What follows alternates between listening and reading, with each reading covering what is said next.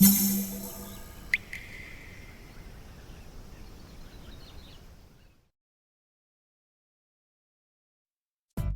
うも、底辺アクアリスト黄昏です。皆さん、ADA 製品が値上げされたことはご存知でしょうか？ 10 ヶ月以上前に投稿した動画でもどれだけ値上げされるかはお話ししていました。基本的に 10% の値上げとなり、段階的に値上げを続けていった ADA の製品はさらに手が届きにくくなっています。特にすごかったのは NA ウォーターという浄水器で、値上げ前は1万1000円で購入できたものが、現在では1万5400円と 40% 程度値上がりしています。水槽の最高峰キューブガーデンスペリアも一番大きい60センチ規格水槽はギリギリ20万円台だったところが33万円と30万円の大台に乗りました。こんな感じで元々の値段が高い分上がり幅もえげつなくなっている ADA 製品。おそらくこれから一生値下がることはないと思っており、買うなら値上げ前だろうということで、今回は思い切って大量に購入しました。値上げ前ということはそろそろ1年以上前になる計算なんですが、なかなかお見せするタイミングがつかめず、この時期に動画で紹介することに。今回は ADA 製品だけで5万5千円を超えるなかなかのボリュームになりました。何を購入してどれくらい値上げ後より得したのか、ぜひ最後まで見てやってください。というわけで、まず最初に出てきたのがこちら、プロピンセット S サイズ。価格は3410円。現在は3740円になっているので、330円引きで購入することができました。330円ってそんなに変わらない気もしますが、それでも値段が上がってたら買うのにちょっと躊躇しちゃいます。ただ ADA 製品の中では単価が安い方なので可愛い値上げ幅。こちらのピンセットは先が細いものになっており、有形層を一本一本植栽するのも簡単です。他にもグリップタイプという幅が広いピンセットもあるんですが、そういったピンセットは茎が太い水草を植えるときに役立つので、どちらかといえばこの通常のプロピンセットの方が使用頻度は高くなると思います。細かい水草を植えるときに刺したピンセットでソイルがえぐれて、植栽したと思った水草が浮いてきちゃうという地味にイラッとする経験も、このピンセットなら最小限に抑えられるはずです。ちなみにこの S サイズはプロピンセットの中では全長16センチと一番短く、使用用途は限られてきます。どうしてもピンセットの長さが長くなると力の加え方が難しくなるので、細かい作業をするときはこれを使うといいかもしれません。自分はガラスポットに水草を植栽するときとかに使ってます。ただ短い分しなりにくいため、見た目より意外と力が必要です。開けてみるとこのように先端がグリップになっていることがわかります。短い分反発力がすごくハの字になってます。全体はマットな仕上がりになっており、中央には ADA の刻印があります。内側にもアクアデザイン天野と刻印されてますね。先端のグリップは格子状になっており、しっかりとグリップが効く感じです。大きさはこんな感じで、ピンセットといえばこれくらい短いものを連想しますよね。弾くと勢いよく戻るのは短さのせいでしょうか。短い分自分の力をダイレクトに伝えることができるので、細く短い水草もしっかりと持つことができます。続いて出てきたのはこちら、プロピンセット XL。 価格は4730円。現在は5170円になっているため440円お得。すでに S サイズと合わせて770円も差が生まれています。これだけ違うとやっぱり 10% って侮れないと思いますよね。こちらは先ほどの S サイズと同様、先が細いタイプのピンセットです。その中でも一番長いサイズで、全長は30センチもあります。ただ他のピンセットもこれくらいの長さがあるので、 XL という響きよりもそこまで長く感じないのではないでしょうか。S から M は5センチ違い、M から L は6センチも違うのに、L から XL は3センチしか違いませんからね。もうちょっと長いと他のピンセットと差別化できたかもしれませんが、あまり長いと扱いづらいのも確かです。自分は他にも DUA のピンセットなどを所持していたため、この一番大きいやつをチョイスしました。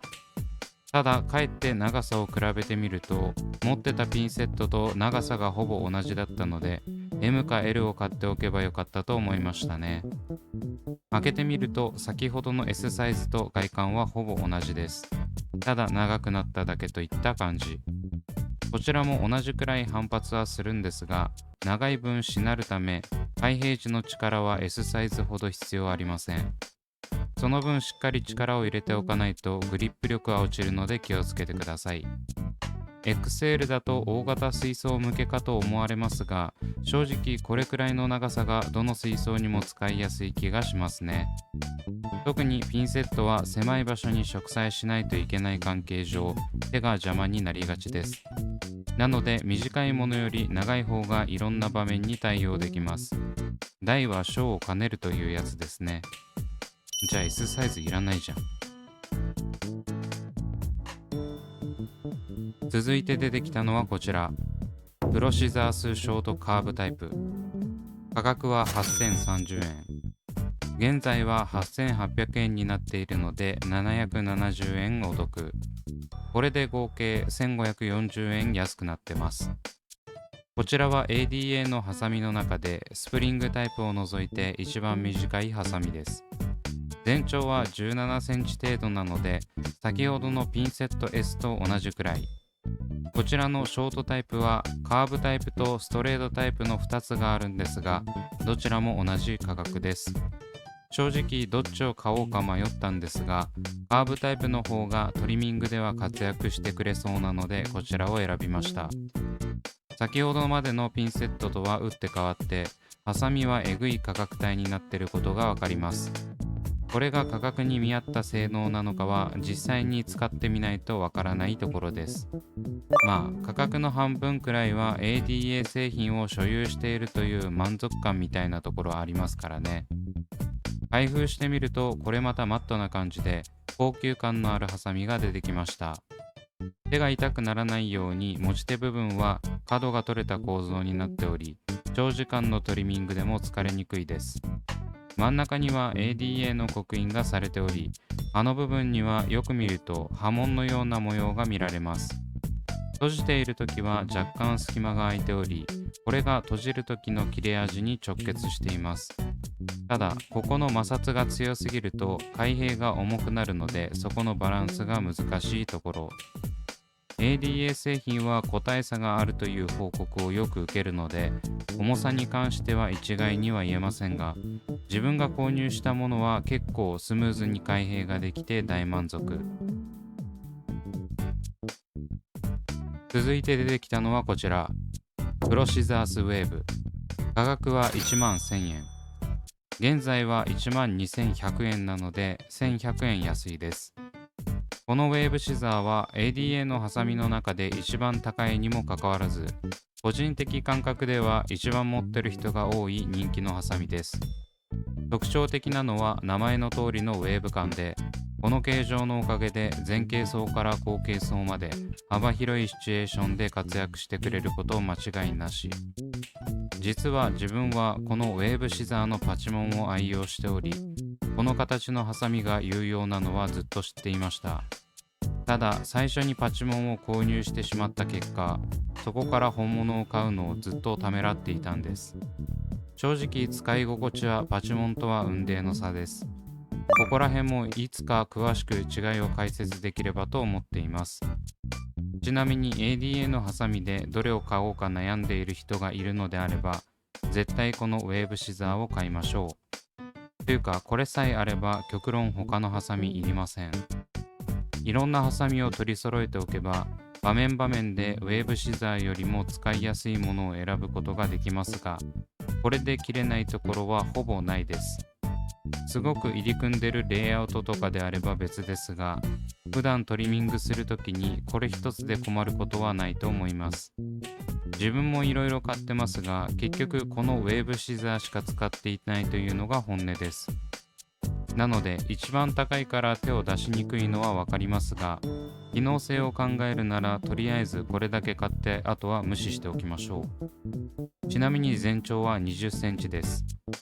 開封してみると先ほどのショートタイプがうねったような感じのハサミが出てきました。他はほぼ同じなんですが、このカーブがしっかりついているおかげでいろんな場面で役に立ちます。ここが甘いと前傾層も切れないし、そもそもカーブタイプでいいやってなるので、しっかりうねってるのはいいことです。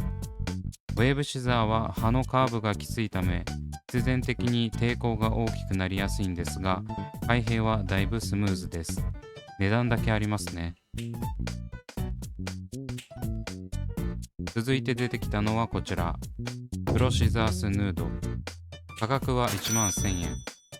こちらは人気がないのかなのか知りませんが、価格改定の影響を受けておりません。てっきり値上がりするのかと思って勢い余って買ってしまいました。こちらは先ほどのウェーブシザーのいわば大型版的存在で、20センチのウェーブシザーよりも12センチ長い32センチというえげつない長さを誇ります。これはどういう場面で使用するのかというと、最初は水深が深い大型水槽のトリミングなどに使うと思っていたんですが、 ADA のホームページでは入り組んだ流木の隙間や手の入れにくい小型水槽の前傾トリミングにも対応しますと書かれています。要するに長いから手がぶつからずに入り組んだところや狭い場所まで入り込んでトリミングができますよということらしいです。確かに小型水槽であれば手をあまり濡らさずにトリミングができそうですね。自分が購入した理由もトリミングの映像を撮影するときに自分の手が映って邪魔にならないようにするためだったりします。ただ大きい分扱いが難しく、結局全然使ってません。いろいろハサミを買ってみて分かったんですが、使用するツールって限られてくるんですよね。一番使い慣れたものを使いまくるので、大体は宝の持ち腐れになりがちです。ガチのレイアウターの方たちなら細部までこだわる必要があるんで、そういった専用のハサミを使うようになると思うんですが、自分のような人間には使いこなすにはまだ早いようです。ただ値上げ前に買っておかないと後から欲しくなって後悔すると思ったので買ってるだけです。いつも言っている買わずに後悔するより買って後悔ってやつですね。開封してみると価格に収まらないレベルの大きさのハサミが出てきました。基本は全てのハサミと変わりなく、ウェーブシザーに近いハサミだと思っていたんですが、カーブしているというより中央部分が曲がってるといった方が近いです。刃先の部分もウェーブシザーほどカーブがきつくなく、どちらかといえばカープタイプに近い印象。長い分開くときに結構持ち手を広げないといけないので、扱いは難しく感じましたね。重量も結構あるので、思った場所をトリミングするにはそれなりの技術が必要そう。正直いらんかったな。最後はこちら、 NA サーモメーター。6mm 用が4個と 5mm 用が9個の合計13個。価格は1個1040円で、現在は1100円になってます。こちらは以前検証時にお見せした悪名高いサーモメーターです。5mm と 6mm の価格差がないので、1個あたり60円という微々たる差ではありますが、これだけ購入しているため780円も安く手に入ってます。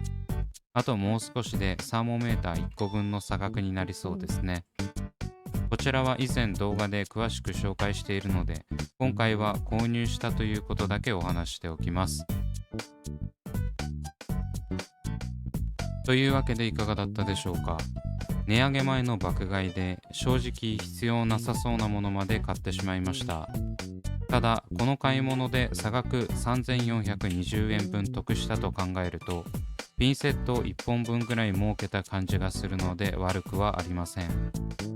どうせコレクション目的だったので、実用性より満足感が満たせてよかったと納得させます。